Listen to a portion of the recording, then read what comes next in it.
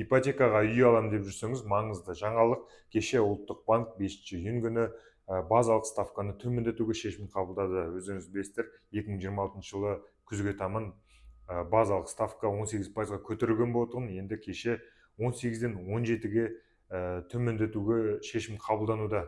Бұл соңғы 2 жылдағы алғашқы төмендеу.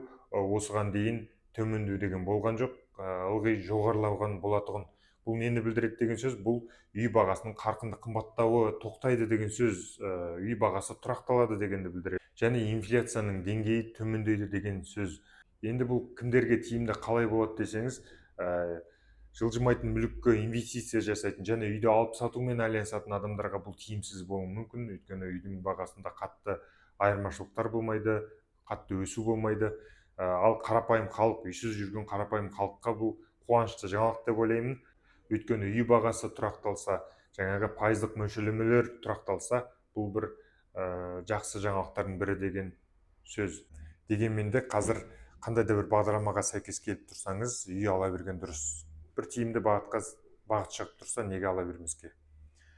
Кез келген уақытта өзгерістер бола қалуы мүмкін. Мысалы, былтыр 2025 жыл жазда ипотека берілу екінші деңгейлі банктерде 2-3 айға тоқтап қалған болатын. Сол сияқты аяқ астынан өзгерістер болып қалуы әбден мүмкін. Осы жаңалықпен ағайын туыс таныстарға жіберіп қойыңыздар.